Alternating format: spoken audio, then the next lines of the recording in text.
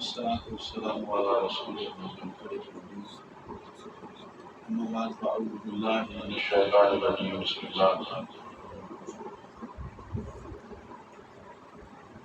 ولنبلونكم بشيء من الخوف والجوع ونقص من الأموال والأنفس والثمرات وبشر الصابرين الذين إذا أصابتهم مصيبة قالوا إنا لله وإنا إليه راجعون أولئك عليهم صلوات من ربهم ورحمة وأولئك هم المهتدون. صدق الله العظيم وصدق رسوله النبي الكريم الأمين. رب اشرح لي صدري ويسر لي أمري واحلل عقدة من لساني يفقهوا قولي. آمين. إن الله وملائكته يصلون على النبي يا أيها الذين آمنوا صلوا عليه وسلموا تسليما. اللهم صل على محمد وعلى آل محمد والصلاة والسلام عليك يا رسول الله وعلى آلك وأصحابك يا حبيب الله. ملک ایوان صاحب نے کچھ مختلف عنوانات کا ذکر کر دیا ہے، تو ان اشاروں کی ہوتی ہے تینوں علیحدہ علیحدہ. 11ویں شریف حضور پیر محمد شفیع شاہ صاحب رحمۃ اللہ علیہ کی یادوں میں سے کچھ باتیں اور پھر باتیں کر رہے ہیں. آپ کسی بھی عنوان کو طرح اٹھائیں تو بڑا مشکل ہو جائے گا کہ ہمیں تین مختلف چیزوں کو جو ہے کس طرح اپنے اس بیان میں لے. عاشور کا دن ہے محرم الحرام کا، اور جناب امام حسین علیہ السلام کے حوالے سے ہی اگر تھوڑی سی ہمارے دوستوں میں اویئرنیس آ جائے، کچھ روشنی پڑ جائے تو وہ زیادہ ہے. آج کا جو یہ پرفتن دور جہاں سے ہم گزر رہے ہیں، اس میں آپ دیکھتے ہیں کہ جب آپ یوٹیوب کے اوپر یا مختلف لوگوں کی گفتگو سنتے ہیں، آپ کو ایسے لوگ بھی ملتے ہیں جو برملا امام حسین علیہ السلام پر تنقید کرتے ہیں اور یزید کی بڑی حمایت کرتے ہیں، اور آپ کو ایسے لوگ بھی ملتے ہیں کہ حضرت امام حسین علیہ السلام کے اوپر گفتگو کرتے ہیں اور شاندار گفتگو کرتے ہیں، اور اس گفتگو میں کچھ وہ باتیں جو نبی کریم صلی اللہ علیہ وآلہ وسلم کے ساتھ حدیثیں وابستہ ہیں وہ ان کو مولا حسین اور مولا علی کے اوپر آ کر لگا دیتے ہیں، یعنی اپنی گفتگو میں وہ بھی غلو کر جاتے ہیں. اب ہمارے ہاتھ کا سفر یہ ہے، برداشت کا وہ ختم ہو گیا، صبر اور برداشت ختم ہو گیا. بار بار ہماری جو حکمران ہیں ان کی طرف سے یہ بار بار کہا گیا کہ صبر کا دامن تھامیں اور کوئی ایسی بات نہ کریں کہ جس سے پھر واریت جو ہے اس کو ہوا دے اور کسی کی دل آزاری بھی نہ کریں. لیکن ہم یہ دیکھتے ہیں کہ اس کے باوجود طرفین کی جانب سے کسی نے بھی کوئی رعایت نہیں. ہر بندہ جو ہے نا وہ اس کام میں لگا ہوا ہے. مولا حسین کا ذکر کرنے کے لیے کچھ لوگ یہ ضروری سمجھتے ہیں کہ ابو بکر صدیق اور عمر فاروق رضوان اللہ علیہ اجمعین کو بھی تنقید کا نشانہ بنا دیا، اور حضرت امیر معاویہ رضی اللہ تعالیٰ عنہ کو بھی تنقید کا نشانہ بنا دیا جائے، اور ان کو ایسا آپریشن کرتے ہیں کہ بندہ اپنے ہوش کو بیٹھتا ہے کہ حیثیت مسلمان میں کیا کروں. ایک عام قاری آج کا نیا اسٹوڈنٹ جو ہے وہ کس طرف بیٹھے کیا کرے. دوسری طرف بعض لوگ ابو بکر صدیق اور عمر فاروق رضوان اللہ علیہ اجمعین کے ہاتھ جو ان سے گفتگو کرتے ہیں وہ یہ ضروری سمجھتے ہیں کہ امام حسین اور حضرت مولا علی علیہ السلام کے متعلق ایسی گفتگو کی جائے، یعنی ان کے ساتھ نیگیٹو گفتگو کرنے سے وہ یہ سمجھتے ہیں کہ ابو بکر اور عمر کی فضیلت بیان ہو سکتی، ورنہ دوسرا کوئی راستہ نہ کرتے ہیں. ایسے میں جب یہ ماحول ہو، الحاد اپنے عروج پہ ہو، تو پھر کسی ایسے موضوع کو ہم لیں اور اس کو سمجھانے کی کوشش کریں، ہماری بھی اصلاح ہو اور دوستوں کی بھی جو ہے اصلاح ہو. اس ضمن میں نے آپ کے سامنے جو قرآن پاک کی آیت پڑھی اور اپنا جو نقطۂ نظر میں رکھتا ہوں اس آیت مبارکہ کریمہ سے اور اس واقعہ کربلا کے حوالے سے، اہل بیت عظام کے حوالے سے، وہ میں نے آپ دوستوں کے سامنے رکھنا ہے. اور ہر بندہ اپنے فقہ میں اس سے دائرہ بنایا ہوا ہے کہ اس فقہ سے مجھے باہر نہیں کرنا. یہ بھی ہماری آج کے دور کی، میں یہ سمجھتا ہوں کہ یہ ایک بڑی خوفناک معاملہ ہے کہ میں نے یہ دائرہ بنا لیا ہے، میں نے فقہ حنفی سے آگے جانا ہی نہیں، نہ پڑھنا ہے نہ اس میں شعور پیدا کرنا ہے.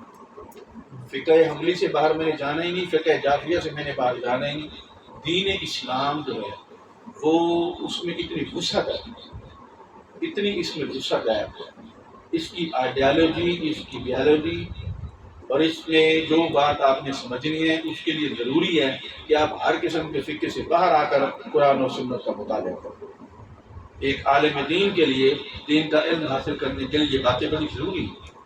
سو بات ذرا زیادہ لمبی نہ ہو جائے، میں آغاز کرتا ہوں اپنے بات کا، اور اس میں جب لوگوں کی توجہ ہوگی تو ان کو سمجھ بھی آ جائے گی کہ میں کس موضوع کے اوپر کیا بات سمجھانا چاہ رہا ہوں. ضروری نہیں ہے کہ اس کی تفصیل میں سمجھیں. عام طور پہ کہا جاتا ہے کہ یہ دو شہزادوں کی ایک جنگ تھی، اور بعض لوگ تو اچھے پڑھے لکھے لوگ بھی کہتے ہیں جناب کیا مسئلہ ہے، ادھر خلافت کا معاملہ تھا، ادھر بیعت کا معاملہ تھا.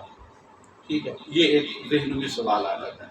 اس کے لیے میں ایک پس منظر میں جا کے ایک واقعہ آپ سے بیان کرتا ہوں. اس میں جو ہے نا ایک حدیث مبارکہ ہے حضور صلی اللہ علیہ وسلم کی، الحسین منی وانا من الحسین، حسین مجھ سے ہے، میں حسین سے ہوں. اب یہ پہلا حصہ تو سمجھ میں آتا ہے کہ حسین مجھ سے ہے، کہ آپ نواز رسول ہیں، سیدہ فاطمہ سلام اللہ علیہا کے نور نظر ہیں، مولا علی کے صاحبزادے ہیں، اور یہ دونوں اوپر والی شخصیات. جناب فاطمہ حضور فرماتے ہیں میرے جگر کا ٹکڑا ہے. جس نے فاطمہ کو ناراض کیا اس نے محمد رسول اللہ کو ناراض کیا. مولا علی کے بارے میں بڑا معروف جملہ ہے کہ آپ نے فرمایا آنا بیت العلم و علی بابو. اب یہ باتیں اپنے ذہن میں رکھیں گے، اور یہ بات تو سمجھ میں آ گئی کہ حسین مجھ سے ہے، لیکن میں حسین سے ہوں، یہ بڑی اچھی بات ہے. یعنی آپ کو مکمل طور پہ جو ہے نا مستقبل میں جا کر دوبارہ پھر ماضی کی طرف لوٹ کے آنا پڑتا ہے کہ حسین مجھ سے ہے، میں حسین سے ہوں. یہ دونوں علیحدہ علیحدہ چیزیں آ گئیں، اور یہ حدیث مبارکہ کے الفاظ، اس کے اوپر ہم گفتگو کرتے ہیں. آغاز میں نے کیا تھا آپ سے کہ ایک بات سمجھانے کے لیے ہم چلتے ہیں ماضی میں. نبی کریم صلی اللہ علیہ وسلم دین کی تبلیغ فرما رہے ہیں، اور خود ساختہ خداؤں کو اس کے اوپر میرے آقا علیہ الصلوۃ والسلام اللہ کی عطا کرتا قرآن کے ذریعے سے لوگوں کو فرما رہے ہیں کہ ایک اللہ وحدہ لا شریک کی عبادت کرو، اور یہ جو تم نے اپنے اپنے بت بنائے ہوئے ہیں اور جو تم ان کی پوجا کر رہے ہو اس کو چھوڑ دو. جس اللہ نے ہمیں تخلیق کیا ہے وہ ہمارا خالق ہے، وہ ہماری زندگی اور موت کا خالق ہے. اس نے ہمیں تخلیق کیا، یہ ساری کائنات اللہ تعالیٰ نے تخلیق فرمائی. اس اللہ کی عبادت کرو. اب اس کے اوپر جو لوگ خدا بنا کر اور اس کا تصور لوگوں کو سامنے رکھ کر اور ان کی کمائی کھاتے، ان کے پاکٹ اور ان کے گھر کا کچن ان سے چلتا تھا، انہوں نے کہا کہ اگر یہ بات ہم تسلیم کر لیں اور حضور صلی اللہ علیہ وسلم کے دین پر عمل کریں تو ہمارے تو چولہے بجھ جائیں گے. اور ہم نے جو علیحدہ علیحدہ بیت اللہ میں بیٹھ کر اپنے علیحدہ علیحدہ تصورات خدا چنے ہوئے ہیں، لات اور منات اور عزا اور حبل، اگر ہم ان کو ہٹا دیں گے تو ہمیں محمد رسول اللہ کے پیچھے چلنا پڑے گا، تو ہمارا تو سارا معاشرہ، ہماری تہذیب سب کی سب ختم ہو جائے گی. لہذا وہ سارے آ گئے حضرت ابو طالب کے پاس. انہوں نے آ کر حضرت ابو طالب رضی اللہ تعالی عنہ سے آ کر گزارش کی، وہ سردار تھے، آپ کا بھتیجا اسی طرح کی باتیں کرتا ہے اور آپ جو ہے اس کو اس معاملات سے روکیں. آپ کو ان کا بڑا پیار ہے، بڑی محبت ہے. ہم نہیں چاہتے کہ ہمارے قبیلے میں خون ریز جنگ. جب سے انہوں نے دین کی تبلیغ شروع کی ہے ہر گھر میں فساد ہے. تو وہ جو ہے نا بات کی، جی ہر گھر میں فساد ہے. کس طرح فساد ہے؟ یعنی بیٹا مسلمان ہو گیا ہے تو ظاہر ہے کہ اس کے والد صاحب کے ساتھ نظریاتی اختلاف ہو گیا. بھانجا اگر ایمان لے آیا تو اس کا ماموں کے ساتھ اختلاف ہو گیا. بیوی اگر صاحب ایمان ہے تو شوہر سے اختلاف ہو گیا. اب یفسد فی الارض، ہر بندہ اس کو اپنے معنی میں لیتا ہے. فرعون کہتا تھا حضرت موسیٰ علیہ السلام کو کہ تو نے زمین میں فساد پھیلا دیا، اور اللہ تعالیٰ نے فرمایا کہ حقیقت میں فساد پھیلانے والا تو فرعون تھا، لیکن وہ فساد پھیلانے کو اپنے اینگل سے دیکھتا تھا. تو وہ یہ چاہتا تھا کہ وہ یہ کہتا تھا موسیٰ علیہ السلام نے فساد پھیلایا.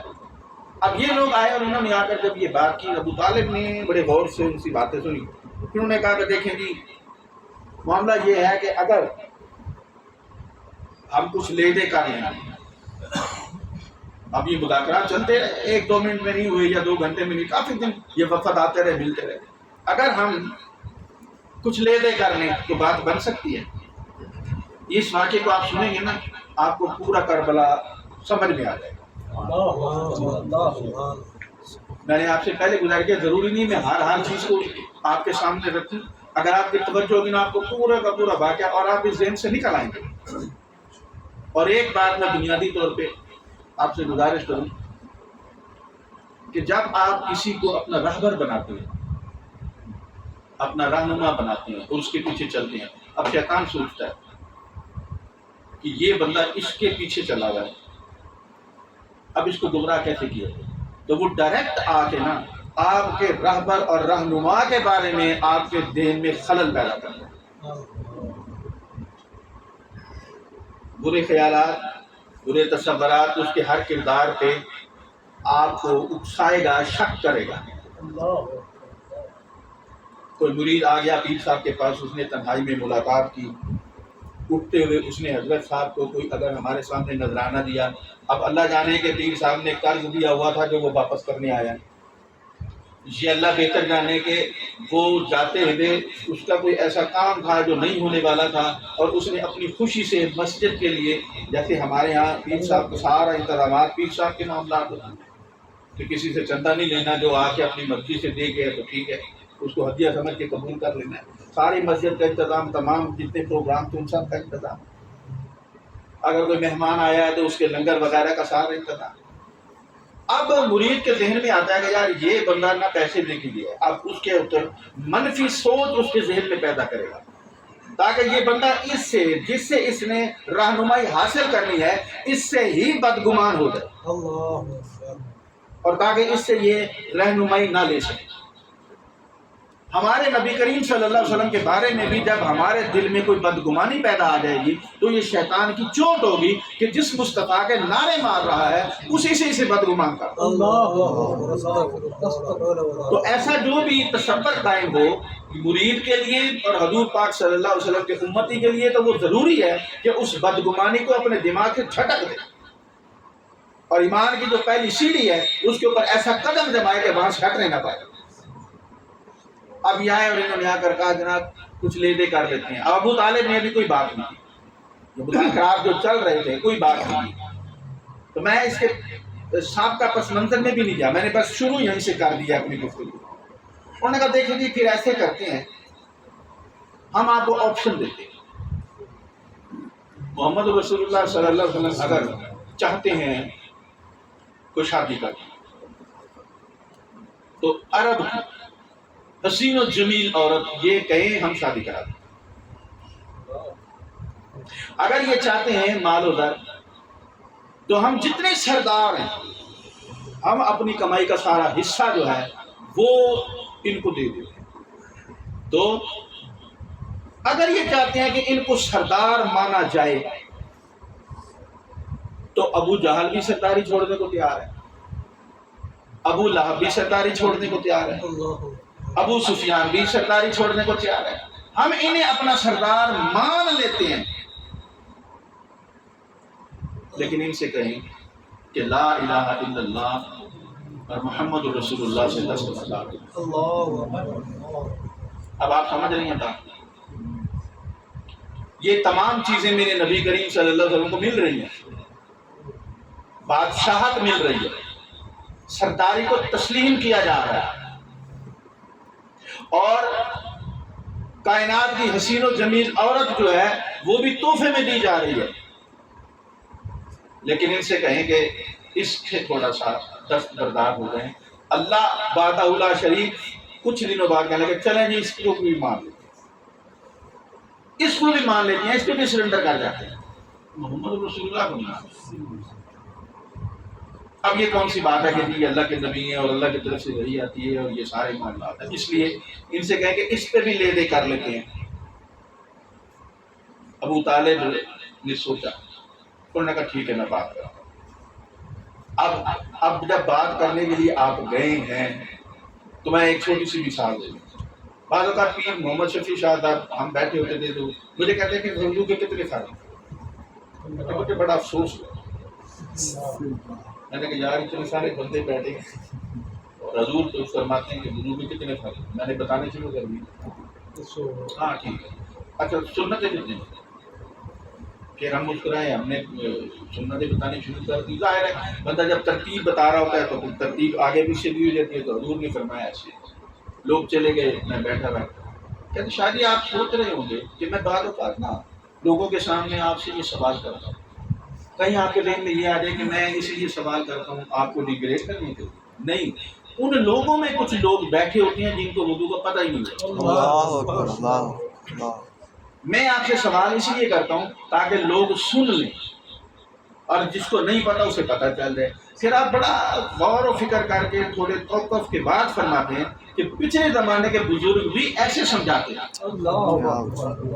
وہ لوگوں سے براہ راست نہیں کہتے تھے شرمندگی سے بچانے کے لیے۔ جب 4-5 بندے 10 بندے اکٹھے ہوئے، انہوں نے کسی مسئلے پہ گفتگو شروع کر دی، اب جس کو نہیں پتا انہوں نے سن لیا۔ میں اس لیے یہ بات کر رہا ہوں، اب ابو طالب گئے ہیں حضور سے بات کرنے تو اس کا مطلب یہ ہرگز نہیں ہے کہ وہ اس کو تسلیم کر کے گئے۔ انہوں نے کہا ٹھیک ہے جی میں بات کرتا ہوں۔ جب آپ آئے اور آپ نے حضور صلی اللہ علیہ وسلم سے گفتگو کا آغاز کیا، میرے آقا نے ساری گفتگو سن لی، ابو طالب نے ان کا پیغام پہنچا دیا رضی اللہ تعالیٰ عنہ۔ تو حضور صلی اللہ علیہ وسلم نے پوری گفتگو سنی، آپ کے آنسو ابو طالب نے پوچھا خیر ہے آپ کو رونے لگے؟ تو حضور صلی اللہ علیہ وسلم نے اے میرے چچا، یہ میرے ایک ہاتھ پہ سورج اور دوسرے ہاتھ پہ چاند بھی رکھ دیں تو میں لا الہ الا اللہ محمد رسول اللہ کی زیر اور زبر سے بھی دستخط کر میں اللہ کا سچا نبی ہوں، مجھے اللہ نے اس نبوت میں مبعوث فرمایا ہے۔ اب دیکھیں جی بات آ گئی ہے، اب اس کے بعد کیا ہوگا؟ مجھے خاندان کے سارے بندے کہتے ہیں یہ مخالفت چھوڑ دیں، تیری مہربانی تو اس معاملے سے ہٹ جا۔ یہ بندے اندر 4 گھسیں گے اور ہماری بے عزتی کر دیں گے، ہماری تذلیل ہوگی، اور میں ان کی بات نہیں مانتا تو ایسا ایسا کیا ہوگا، مجھے چھوڑ دیں، میں اکیلا رہ جاؤں گا، اور اکیلی حالت میں جب مارا جاؤں گا تو سب کہیں گے اس کو ہم پہلے کھانے سمجھاتے تھے۔ آپ ہسٹری اٹھا کر دیکھ لیں، آقا مولا علیہ الصلوۃ والسلام پر ایمان لانے والوں میں سے کوئی ایک بندہ آپ کو ایسا نہیں ملے گا کہ جس نے یہ کہا ہو کہ یا رسول اللہ ہم آپ کی وجہ سے اس مصیبت میں آ گئے، ہم آپ کی وجہ سے اس تکلیف میں آ گئے، بلکہ وہ اپنے نبی کریم صلی اللہ علیہ وسلم کو ہی اپنا حاجت روا سمجھتے اور ان کے حضور سامنے آ کر استقامت کا وہ مظاہرہ کرتے تھے۔ کسی شخص کو یہ بھول سے بھی یہ خیال نہ آ جائے کہ اس کو حضور کے ایمان لانے کے اوپر اب یہ اپنے اس جو فیصلہ اس نے کیا تھا اس کے اوپر خود اس کو کوئی ہیزیٹیشن ہو گئی، یار مجھے یہ نہیں کرنا چاہیے۔ استقامت کی ایسی مثال تھی، قافلہ چلتا گیا اور یہ جواب حضور صلی اللہ علیہ وسلم کا سن لیا۔ اب جب ابو طالب واپس پڑھ لیا تو آپ نے مشرکین سے کہا جس نے اپنی عورت کو بیوہ کرنا، جس نے اپنے بچوں کو یتیم کرنا، وہ میرے بھتیجے سے لڑ کر، میں اس کی جب تک زندہ ہوں میں اس کے حفاظت کا ذمہ لیتا ہوں، اور آج کے بعد تم میرے پاس اس طرح کے مذاکرات لے کے نہ آنا۔ جواب سننے کے بعد کہ ان کے اندر تو استقامت اس طرح موجود ہے، تو آپ نے پھر یہ جواب ان کو دے دیا۔ اس کے بعد انہوں نے جو بھی ظلم و ستم کیے سارا، اب اس سارے معاملے کو لے کر ہم آگے چلتے ہیں۔ یہاں پر اب آپ نے یہ بات سماعت کر لی، اب اس کے دوران آپ نے وہ واقعات بھی پڑھے ہیں کہ پتھر مارے گئے اور لوگوں کو پیسے دے کے پتھر مارا گیا، اور 2 بندے آتے تھے حضور صلی اللہ علیہ وسلم کو اور ان کو اٹھا دیتے تھے۔ حضور اس طرح شدید تکلیف میں تھے، پیروں پر اتنا ورم آ گیا تھا، اتنا خون نکلا تھا، آپ کھڑے نہیں ہو سکتے تھے، اور وہ اٹھا دیتے تھے اور پھر بچوں کو کہتے تھے مار اس کو، زخم والی جگہ پہ پتھر مار۔ اب حضور صلی اللہ علیہ وآلہ وسلم اس کے بعد بھی آپ کے استقامت میں ذرا سے بھی لغزش نہیں آئی، قافلہ بنتا گیا۔ پھر اصحاب رسول ایسے حضور صلی اللہ علیہ وسلم کے ساتھ ہوئے اور اللہ تعالیٰ نے ایسی فتوحات عطا فرمائی کہ پھر آپ نے دیکھا کہ شہادتوں اور جرتوں اور عظمتوں کے وہ قصے بنے کہ لوگ آج تک اس کی مثال دیتے ہیں۔ کوئی شہید، کوئی صحابی جس کی سٹوری سناتے ہوئے کتنے فخر سے، خالد بن ولید، آپ ان کی طاقت کا اندازہ لگائیں، ان کو جو ہے وہ سیف اللہ کہہ دیا کہ یہ اللہ کی تلوار ہے۔ وہ جب دشمن کے گھسے ہیں لشکر میں تو انہوں نے ایک حملے میں دشمن کی 9 تلواریں توڑ دی، اور میمنہ اور میسرہ جو ترتیب ہوتی تھی لشکر کی، اس کے اندر ایسی تلوار لے کر گھس جاتے تھے اور آخری کونے تک یلغار کرتے ہوئے چلے جاتے تھے اور دشمنوں کے سر قلم کر کے پھر اسی سبیل سے واپس آ جاتے۔ حضرت تعالیٰ آپ ذرا توجہ کریں کہ وہ جب دشمن کے لشکر کے اندر گھسے ہیں تو انہوں نے اس کے کمانڈر کو اپنے کاندھے پر اٹھا لیا اور پھر واپس اپنے لشکر میں آ گئے، اور وہ کمانڈر وہ تھا کہ جس کے بارے میں مشہور تھا کہ 1000 بندوں پہ بھاری۔ یہ پہلا منظر تھا۔ اب یہ اس کی دوسری کاپی ہے، جب حضور صلی اللہ علیہ وسلم چلے ہیں استقامت کے ساتھ تو اتنا جو ہے اللہ تعالیٰ نے ان کو، حضرت علی کو دیکھ لیں، کنگ ہیں وہ ان شجاعت اور بہادروں کے، اور ایک ایسا شخص کہ جس نے پورا کا پورا لباس لوہے کا پہنا ہوا ہے، اور اس کے مقابلے میں مولا علی قد کے بھی چھوٹے ہیں۔ جب ان کے درمیان مطلب ہوتی ہیں الفاظوں کا تبادلہ، تفصیل میں جانے سے جب اس سے بہتر ہے تھوڑا آپ کو، کیونکہ آگے بھی لے کے میں نے ایک بات کر لی ہے، جب وہ سامنے آتا ہے تو مولا علی کو وہ دیکھ کہتا مجھے تیرے پر ترس آتا ہے، میں تجھے کہتا ہوں کہ واپس جا کر مجھے موقع دیتا، میرا نام مرحبا، میں فلاں ہوں، میں فلاں ہوں، میں فلاں ہوں۔ تو مولا علی فرماتے ہیں تو جب سامنے آئے گا تو مجھے پتہ چل جائے گا تیرا مقابلہ کس کے ساتھ ہے۔ میں وہ ہوں کہ جس کی ماں نے اس کا نام علی رکھا ہے۔ اور حضور صلی اللہ علیہ وسلم نے رخصت کرتے ہوئے اپنی دستار اتار کے علی کے سر پہ رکھی، اور یہ دعا فرمائی، اے علی جا، تجھے اللہ کے حوالے کیا، تیرے دشمن کو تیرے حوالے کر دیا۔ اب یہ بہادری اور شجاعت کی جو داستان رقم ہے، یہ ان کے خون آگے سے آگے چل رہا ہے، اس کے سلسلہ آگے چل رہا ہے، اور انہوں نے جب تلوار کا وار کیا تو وہ لوہے کو کاٹتا ہوا، لوہے کے جو ان کی ٹوپی تھی خود کو کاٹتا ہوا، اور جسم کے جو ہے وہ گردن سے گزارتا ہوا 2 ٹکڑے کر کے اس کو پھینک دیا۔ یہ وہ شجاعتیں ہیں جو رقم ہوئی، یہ داستانیں تھیں جو صحابہ کرام نے ان میں، اور پھر ایران کے فتح ہونے تک، اور پھر اصحاب عشرہ مبشرہ کے معاملات، اور جتنا بھی صحابہ کرام، ایک کعب بن عمیر ایک صحابی رسول تھے، وہ رسی لے کر گھوڑے کے اوپر چلتے تھے اور تلوار کے بغیر لڑائی کرتے تھے، اور وہ رسی گھما کے دشمن کی گردن میں ڈال کر اسے ایسے کھینچ لیتے، اور بعض اوقات یہ ہوتا تھا کہ جسم پہ لباس نہیں ہے، اور یہ وہ لشکر تھا جن کو دیکھ کر دشمن کے رونگٹے کھڑے ہو جاتے تھے، اور بعض اوقات تو لوگ بغیر لڑائی کے بعد جاتے تھے، دیوان آمدن دیوان آمدن کے نعرے ہوتے۔ حضور صلی اللہ علیہ وآلہ وسلم کہ 50 سال بعد ہم یہ دیکھتے ہیں کہ اصحابہ کرام کے درمیان جو محبت اور پیار کے رشتے تھے وہ قائم رہے، اور پھر معاملات چلتے چلتے آ گئے حضرت امام حسین صاحب، اور اب جو میں نے آپ کے سامنے قرآن پاک کی آیت مبارکہ پڑھی تھی، پہلے شہادتیں ان کا رخ اور تھا، حسین کی شہادت کا رخ کچھ اور، دو بدو لڑائی ہے، دو بدو لڑائی میں ہم دیکھتے ہیں کہ صحابہ کرام کا پلڑا کتنا بھاری، ایک کے سامنے ایک اور ایک کے سامنے ایک، اور اس طرح کی لڑائیاں ہوتی، اور جب لشکر کے اندر لڑائی ہوتی تو تب بھی صحابہ کرام کے ساتھ بدر و حنین میں آپ دیکھ لیں، خندق میں آپ دیکھ لیں، احد کے میدان میں آپ دیکھ لیں، لشکر کی تعداد آپ دیکھ لیں، لیکن یہاں پر ایک عجیب منظر تھا، حسین کے ساتھ 82 افراد، 72 ان کے خاندان کے، باقی وہ جو ان کی عقیدت اور محبت میں اور ان کی خدمت کرنے کے لیے ان کے ساتھ آ گئے۔ ایک عیسائی جو تھا وہ حضرت امام حسین کا بچپن سے دوست تھا، کربلا میں بھی وہ امام حسین کے ساتھ ہی آ گیا، اور 4 اطراف سے جب اس نے دیکھ لیا کہ اب معاملات بڑے عجیب ہو گئے ہیں، تو چاہیے تو یہ تھا کہ وہ جا کے شمر اور ان کے گروپ سے کہتا کہ جناب میں تو عیسائی ہوں، آپ جو ہے مجھے جانے دیں، لیکن وہ امام حسین علیہ السلام کے پاس آیا. اس نے کہا حضور اب موت سامنے نظر آ رہی ہے, کوئی آپشن اور نہیں ہے اور آپ کو چھوڑ کے جا نہیں سکتا.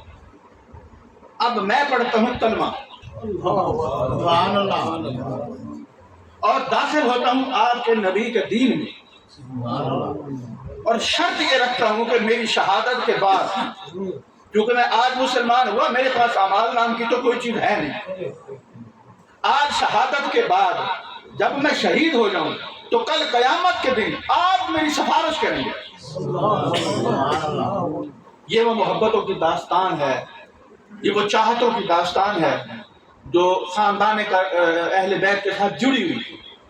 اب شہادت کی یہ عجیب ایک مناظر ہمارے سامنے آتے ہیں, اور قرآن پاک کی آیت مبارکہ اور میرے نبی کا فرمان, حسین سید شباب اہل الجنہ. ہو سکتا تھا کہ کسی کے ذہن میں یہ خیال آ گئے اولی نبی کریم تو تھے, امام الانبیاء تھے,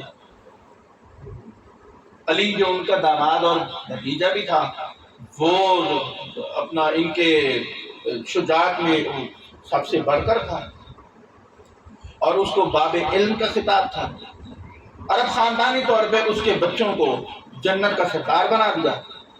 تو خاندان تو ایک ہی ہے. اب اللہ سبحانہ وتعالیٰ نے ہر بندے کا منظر دنیا کے سامنے رکھا ہے کہ میں نے جنت کا سردار ایسے نہیں بنایا. دنیا دیکھ لے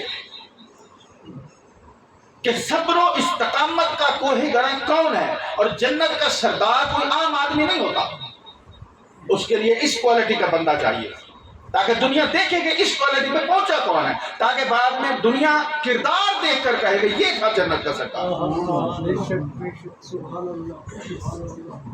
تو جب وہاں پر آپ دیکھتے ہیں تو شہادت کا ایک نیا رخ ہمارے سامنے ہے. دو بدو لڑائی نہیں ہے, آمنے سامنے لشکر کی تعداد وہ نہیں ہے, 82 افراد, اور اس کے سامنے بعض نے 55,000 لکھا, کسی نے 50,000 لکھا, کسی نے, لیکن یہ کہ ہزاروں کی تعداد میں ہے. اور اب وہ کھڑے ہیں ہاشمی خاندان کو دیکھ رہے ہیں, اذان دونوں طرف سے ہو رہی ہے, اذان اس خیمے میں بھی ہو رہی ہے, صحرا ہے, دور کھڑے ہیں وہ, اور اتنی دور کھڑے ہیں کہ جب اگر کوئی آپ کو تیر کمان چلائے تو آپ کے اوپر حملہ وہ تیر نہ پہنچے, یعنی اتنے فاصلے پر حفاظتی طور پہ وہ لوگ کھڑے ہیں. اگر کوئی شخص گھوڑے پر بیٹھ کر آتا ہے گھوڑا دوڑاتا ہوا تو پہلے سے پتہ لگ جاتا ہے, لوگ الرٹ ہو جاتے ہیں کہ یہ بندہ گھوڑا دوڑا کہہ رہا ہے, پھر وہ اپنا حفاظتی حصار امام کے قریب کر لیتے ہیں. اور اسی طرح یہاں سے اگر کوئی بندہ پرلی طرف جاتا ہے تو اتنے فاصلے پر وہ لوگ کھڑے ہیں. اب معاملات یہ ہیں, میں نے آپ کو پہلے جو حدیث سنائی تھی میرے نبی کریم صلی اللہ علیہ وآلہ وسلم کا, ایک ہاتھ میں چاند اور دوسرے میں اگر سورج رکھ دیں, اس کا مطلب ہے کہ بادشاہت کی بات نہیں تھی, سرداری کی بات نہیں تھی, ورنہ تو سب کچھ مل رہا تھا. اور اگر امام حسین سرداری کے لیے ہوتے تو امام حسن امیر معاویہ کے ہاتھ پہ کبھی بھی ہاتھ دے کے اس کو اپنا سربراہ تسلیم ہی نہ کرتے. لیکن سرداری کی بات تو تھی نہیں, سب لوگوں نے مجبور کر دیا, اور امام حسن نے کچھ شرائط کے ساتھ ان کے ساتھ جو ہے وہ بیعت کر دی. اب معاملہ پھر وہی آ گیا, تصوراتی دنیا میں وہی چیز کھڑی تھی. ابن زیاد کے وہ الفاظ امام حسین علیہ السلام کے چہرے مبارک کی بے حرمتی کرتے ہوئے, یہ الفاظ جو بخاری شریف میں لکھے ہوئے ہیں, یہ کہنا آج ہمارے آباء و اجداد زندہ ہوتے تو ہم انہیں بتاتے کہ ہم نے تمہارا کیسا انتقام ہے. یہ بتا رہی ہے کہ عصبیت کی جنگ تھی, خاندانی ان کے جو ذہن کے اندر آ رہی تھی وہی ان کے دماغ میں بات تھی کہ ہمیں بدر کے میدان میں ہمارے آباء و اجداد کو قتل کرنے والے یہی لوگ تھے, لہذا آج ان سے انتقام لینا ہے.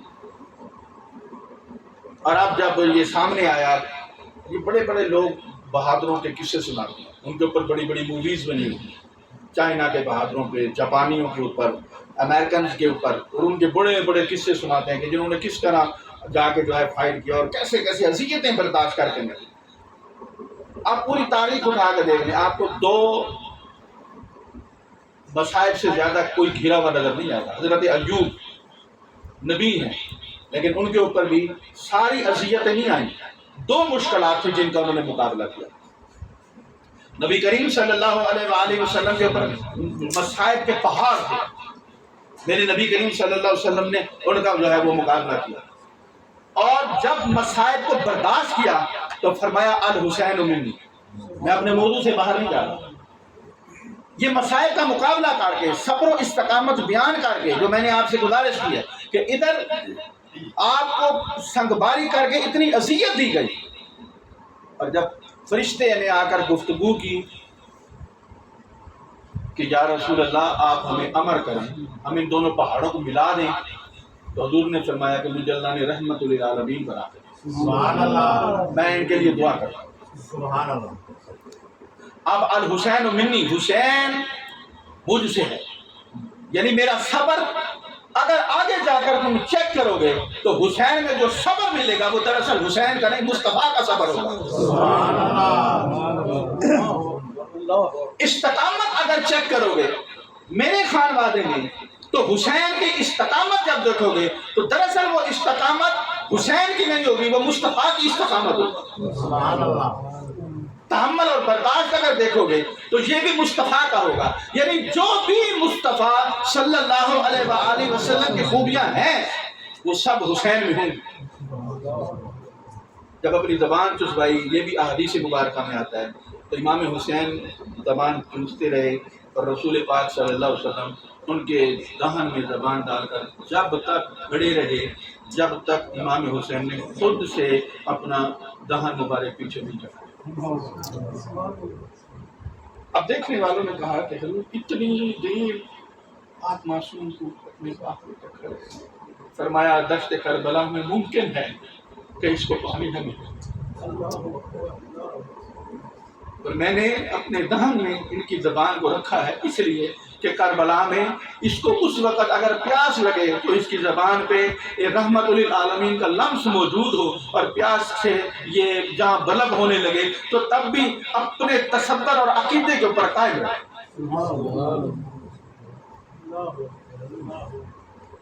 اب امام حسین علیہ السلام کے سامنے قرآن پاک میں جو 5 مصائب کا اللہ نے ذکر کیا، ایسے نہیں قرآن میں 5 مصائب کا ذکر کیا. یہ کسی صحابی کے اوپر مصیبت نازل نہیں، 1 یا 2، حتیٰ کہ پچھلے انبیاء کو بھی آپ دیکھیں یہ 5 مصائب. وَلَنَبْلُوَنَّكُم بِشَيْءٍ مِّنَ الْخَوْفِ وَالْجُوعِ وَنَقْصٍ مِّنَ الْأَمْوَالِ وَالْأَنفُسِ.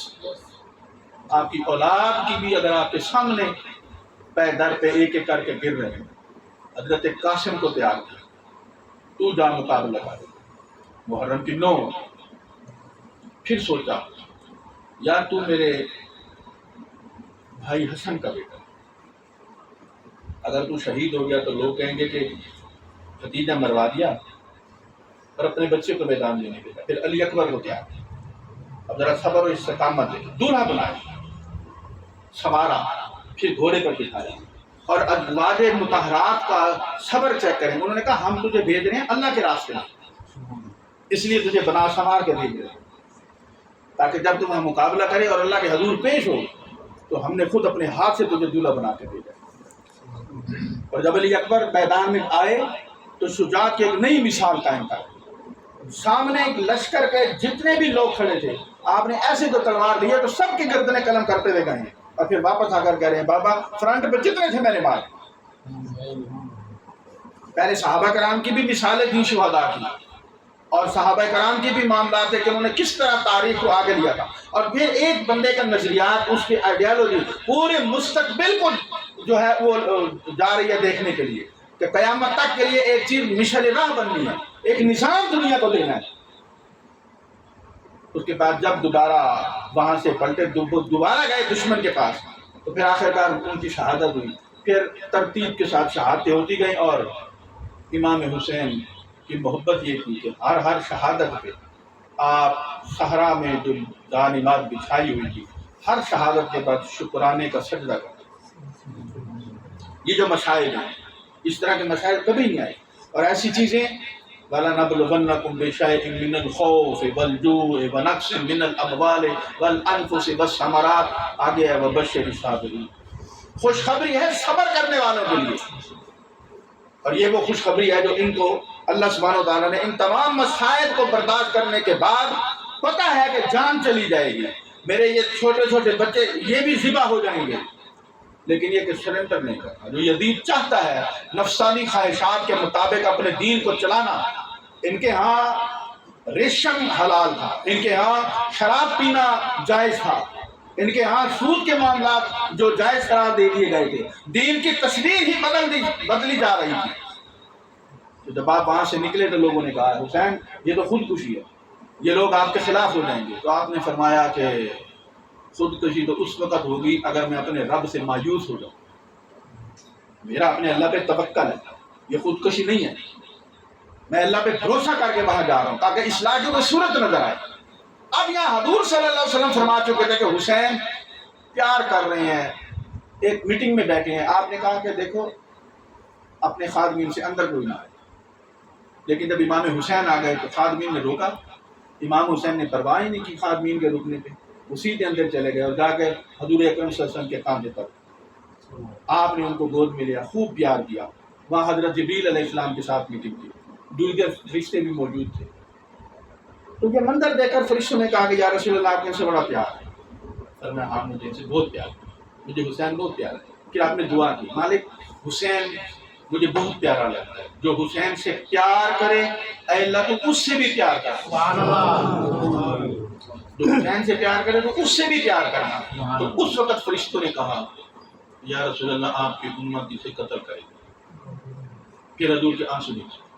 پھر حضور نے ایک مٹی دی ام سلمہ سلام اللہ علیہ کو کہ جب یہ سرخ ہو جائے تو سمجھنا کہ حسین شہید ہو گیا. اب یہ سارے معاملات تو پہلے سے موجود تھے اور یہ معاملات ہونے تھے، لیکن یہ کہ یہ امام حسین کو قتل کرنے کا جو یہ عذاب تھا، جو یہ گند تھا، یہ اپنے سر جس نے لینا تھا وہ یزید اور اس کا ٹولہ.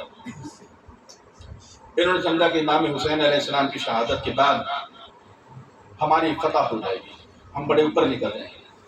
آج بھی یہ سمجھا جاتا ہے کہ جب انسان کو قتل کر دیا جائے تو پرلا بندہ فاتح ہے. لیکن یہاں تو امام حسین نے تو اپنے مرنے کو جینا بنا دیا اور دنیا کو سمجھایا ہے کہ یہ شہادت گہے الفت میں قدم رکھنا ہے. یہ شہادت جو ہے یہ تو اللہ کی محبت کی طرف ایک سیڑھی ہے جس پر ہم نے پیر رکھ دیا. اب میں آخری آپ کے سامنے، ملک صاحب بار بار گھڑی بھی دیکھ رہے ہیں، میں آپ کے سامنے ایک واقعہ رکھتا ہوں اس کے ساتھ ریلیٹڈ. اور وہ آپ نے جس طرح میری پہلے گفتگو توجہ سے اس میں بھی آپ سنیں. ولید نام کا ایک شخص ہے، امام حسین علیہ السلام کی ان کی شہادتیں ہو گئی. شہادتوں کے بعد ایک داستان ہے بڑی المناک. یہ یزید کا ایک بیٹا ہے، اس کا نام بھی معاویہ ہے. انہوں نے اپنے باپ کی محبت میں، امیر معاویہ کی محبت میں اس کا نام یزید رکھا.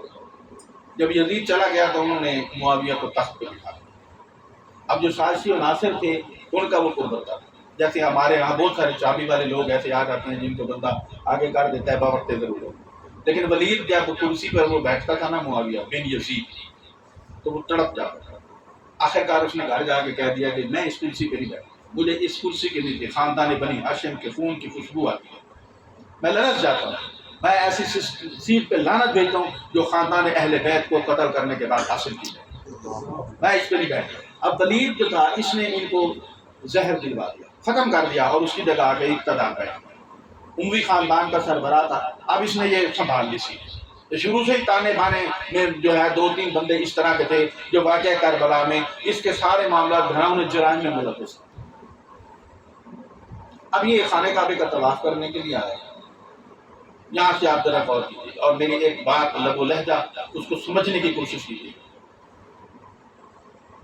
جب یہ حجر اسود کو بوسہ دینے گیا تو اس نے سوچا کہ رش بہت زیادہ ہے. خانہ کعبے کا تو بہرحال ان کا اور حجر اسود کا اور ان چیزوں کا ہم بھی آج کے بڑے چلے جاتے ہیں چاہے سود کے پیسے بھی. وہاں جا کے ہم ہر چیز کا خیال کرتے ہیں احرام میں. یہاں آ کے چاہے ہم کسی کا حصہ مارے بیٹھے ہیں لیکن وہاں جا کے ہم بڑا خیال کرتے ہیں کہ جناب یہ نہ ہو جائے اور یہ نہ ہو جائے. تو یہ حجر اسود کو بوسہ دینے لگا تو روک گیا. اس نے کہا کہ ذرا دوسرے لوگ بوسہ دے دیں، جگہ خالی ہو جائے گی، پھر میں جا کے بوسہ دے دیں. اس نے دیکھا کہ ایک نوجوان آیا اور جب وہ حجر اسود کی طرف بڑھا تو لوگوں نے حجر اسود کو چھوڑ دیا. اب یہ بڑا حیران ہوا کہ میں ولید بن سلیمان، میں اتنا بڑا حاکم وقت، میں رش کو دیکھ کے رک گیا، کسی نے میری توجہ نہیں کی، یہ بندہ کون؟ یہ آیا اور حجر اسود کو لوگوں نے چھوڑ دیا اور قطار بنا کے کھڑے ہو گئے کہ سیدی آپ موسیٰ لے لیں بات میں۔ یا ایک شاعر فردوس، اس کا اکثر کربلا میں ذکر ملتا اور یہ شاعری کرتا تھا بادشاہوں کی۔ آج بھی لوگ، ہمارے جو صحافی حضرات ہوتے ہیں وہ بہت زیادہ کسی کی تعریف کرتے ہیں، انہوں نے لفافہ لیا ہوتا ہے، تو اس وقت جو شاعر ہوتے تھے وہ بادشاہوں کی ان کی کرتے تھے وہاں پر جا کر اور ان کی شاعری کرتے تھے، اور اسی سے ان کو جو تھا نا جو پیسے ملتے تھے اس سے ان کا کچن چلتا تھا۔ اس نے جب دیکھا نا تو اس نے پوچھا ولید نے، شاعر فردوس، یہ کون ہے؟ اب آپ ایک لہجہ سمجھیں، میں کسی بندے کے متعلق پوچھتا ہوں تو بندہ آتا ہے وہ مجھے پیٹ کر کے کھڑا ہو جاتا ہے اور میں لوگوں سے پوچھا یہ کون ہے؟ اب اس لہجے میں گستاخی ہے، بے ادبی ہے۔ اب میں یہ سننا چاہتا ہوں کہ مجھے یہ بتایا جائے، تو جو بندے میرے پاس بیٹھے ہوئے نا وہ سمجھ جائیں کہ بھائی یہ تو بڑا غصہ آ گیا ان کو، پرلے کی جان کیسی چھڑا، اور جی چھوڑا یہ رحمت ہوگی، وہ بے ادب ہے جی، بے علم ہے جی، کیا پتا جی اس کو، پر رہنے دیں، آپ دفع کریں گے، چھوڑے کریں، ٹینشن نہ لیں، ہم اسے سمجھا لیں۔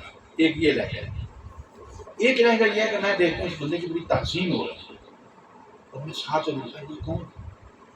اب اس لہجے میں تجسس ہے، محبت ہے کہ اگر کوئی جانتا ہے تو پھر مجھے بھی ملواؤ۔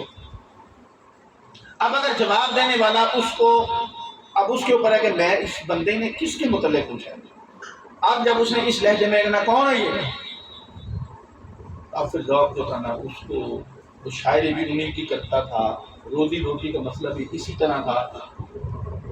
اس نے تھوڑا سا چوسا اور پھر کہا تو نہیں جانتا یہ کون؟ اب جب جواب اس طرح کا ڈلیور ہوا تو اب ولید جو تھا نا وہ اس نے کہا یہ کیا؟ اس نے کہا تو نہیں جانتا یہ کون؟ یعنی اسی تہمکانہ انداز میں اسی طرح تو نہیں جانتا یہ کون؟ ولید نے کہا نہیں میں نہیں جانتا۔ اس نے کہا تو نہیں جانتا، اس کو آسمان کے فرشتے نہیں جانتے، یہ اس کا نواسا ہے کہ جس کو احد کے پہاڑ سلام کرتے ہیں، یہ حسین کا بیٹا سجاد ہے، اور یہ اس کا بیٹا ہے کہ جس کے لباس فرشتے آسمان سے لے کر آتے ہیں، تو اس کے متعلق نہیں جانتا۔ جب اس نے یہ بات سنی تو اس کو بڑا غصہ آیا، اس نے ولید نے اس کو بھی اور جناب زین العابدین کو بھی گرفتار کرا، اور وہاں کے جو دانشور اور محدثین تھے وہ ملنے کے لیے چلے گئے حضرت زین العابدین کو۔ آپ وہاں پر بیٹھے، انہوں نے کہا کہ یار میں نے سنا ہے کہ میری وجہ سے شاعر فردوس کو بھی گرفتار کر دیا گیا، یہ میرے پاس کچھ دینار ہیں، کچھ تھیلیاں ہیں، فلاں فلاں جگہ پر وہ لے کے جانا اور شاعر کو کہنا یہ آپ کو حضرت زین العابدین نے تحفے کے طور پر دی، تو نے ہماری تعریف کی، اور وہ بادشاہوں کی تعریف کر کے ہی تو اس کا کچن چلتا ہے، اب ہماری تعریف کر کے وہ گرفتار ہو گیا تو اس کے گھر کا کیا حال ہوگا۔ اب چیک کریں کہ سادات عظام کے جو آپ نے مریدین کو اور عقیدت مندوں کو کس طرح چاہتے ہیں۔ فرمایا یہ دے جانا، اس کے بعد اسے کہنا یہ امام کی طرف سے تجھے تحفہ دیا ہے اور ہمارا سلام کہنا۔ وہ تھیلیاں لے کر گئے اور جو بھی طریقہ کار تھا، جب قید خانے میں اسے ملے تو شاعر فردوس کے سامنے تھیلیاں رکھی اور اسے کہا کہ یہ حضرت زین العابدین نے آپ کو تحفہ دیا۔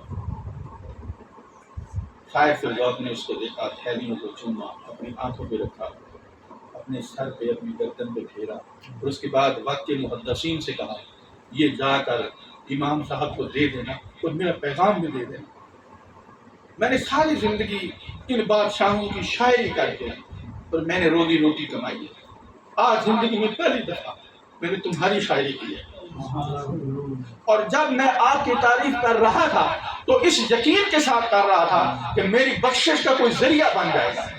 امام صاحب کو یہ تھیلیاں دے کر کہنا کہ حضور قیامت کے دن میری سفارش کر دینا حضور اکرم صلی اللہ علیہ وسلم سے، اور جب وہاں پر محشر قائم ہو تو کہنا کہ اس فردوس نے ہماری شاعری کی تھی، ہماری متاثرائی کی تھی۔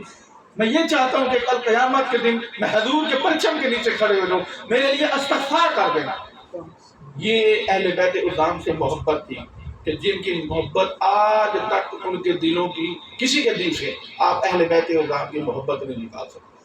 حضور پیر محمد شفیع شاہ صاحب نے ایک دن بڑے دکھی انداز کے ساتھ کسی کمرے میں ہم بیٹھے تھے، نماز کی تیاری کر رہے تھے، ہم جا رہے تھے، تو اپنے ٹھنڈی سانس لے کر کہا کہ کیسے نمازی تھے یار، کہتے تھے جلدی امام حسین کا سر قلم کرو کہیں اثر قضا نہ ہو۔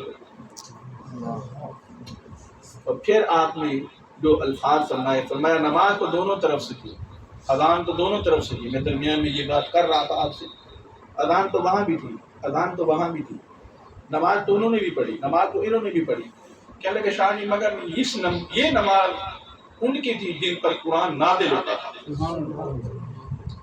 وہ نماز وہ پڑھ رہے تھے جو ان کے امتی تھے۔